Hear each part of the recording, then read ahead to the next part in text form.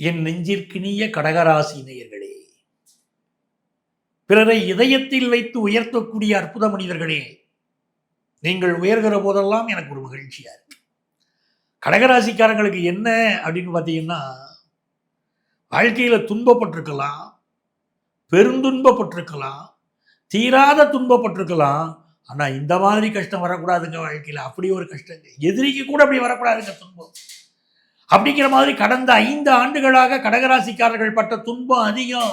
அப்படிப்பட்டவங்களுக்கு ஏதாவது ஒரு துணை கிடைக்காதா? வாழ்க்கையில உயர முடியாதா? தெய்வ அனுக்கிரகம் கிடைக்காதா?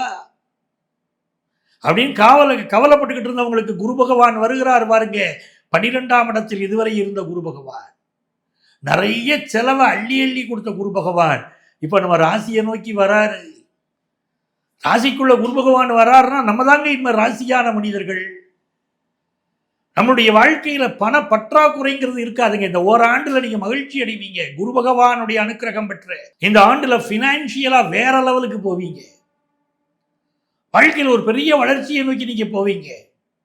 பணம் என்பது உங்கள் வாழ்க்கையிலே மிகப்பெரிய வளர்ச்சியை தரும். ஆனா உங்க மனசு இப்ப பணத்தை எதிர்பார்க்காது. பணம் கிடைக்குங்க, அது வருங்க, வாழ்க்கையில சம்பாதிச்சுக்கலாங்க. உங்களை நோக்கி பணம் வந்துகிட்டே இருக்கும். ஆனா இப்ப நீங்க எதுக்கு முக்கியத்துவம் கொடுப்பீங்க தெரியுமா? அன்புக்கு முக்கியத்துவம் கொடுப்பீங்க, அதிகாரத்துக்கு முக்கியத்துவம் கொடுக்க மாட்டீங்க. ஒரு நாளும் கடகராசி அதிகாரத்தை பண்ண மாட்டீங்க, அன்பை காட்டுவீங்க. உங்களை சூழ்ந்து இருக்கக்கூடியவங்க உங்களை அதிகாரம் பண்றவங்களா இருக்கலாம், உங்க லைஃப் பார்ட்னர் உங்களை அதிகாரம் பண்றவங்களா இருக்கலாம். ஆனா நீங்க அன்பைத்தான் காட்டுவீங்க.